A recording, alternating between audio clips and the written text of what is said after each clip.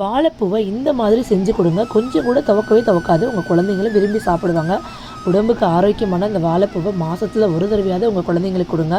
நான் இன்றைக்கி ஒரு ஃபுல் பூவை நல்லா கட் பண்ணி க்ளீன் பண்ணி மோரில் போட்டு வச்சுருக்கேன். ஸோ ரெடியாக இருக்குது சமைக்கிறதுக்கு. இது எப்படி பொரியல் பண்ணுறதுன்னு பார்த்துடலாம்.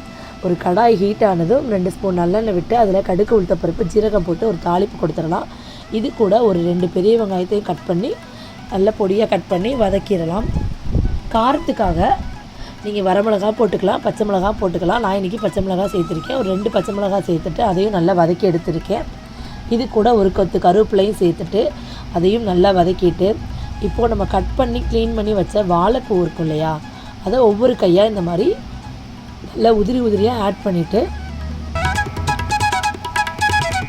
தேவையான அளவு உப்பு சேர்த்துட்டு ஒரு 2 நிமிஷம் கிளறி விட்டுருங்க.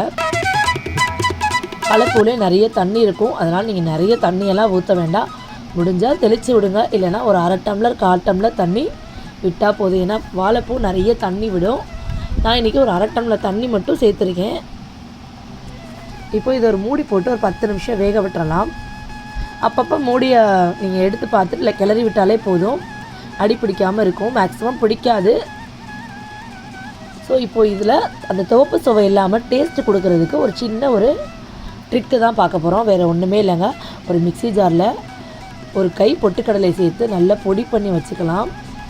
நல்லா நைஸாக பொடி பண்ணி வச்சுக்கிட்டோம் அப்படின்னா இந்த வாழைப்பூவில் தண்ணி வற்றி நல்லா வெந்து வரும்போது அந்த ஸ்டேஜில் இந்த நம்ம பொடி பண்ணி வச்ச இந்த பொட்டுக்கடலை மாவை அப்படியே நம்ம இந்த வாழைப்பூவில் கொட்டி நல்லா கிளறி விட்டு அடுப்பு அமர்த்திட்டிங்கன்னா துவப்பே இல்லாமல் ரொம்ப டேஸ்ட்டாக முட்டை போடாமல் தான், ஆனால் முட்டை டேஸ்ட்டுக்கே உங்களுக்கு இது கிடச்சிரும்.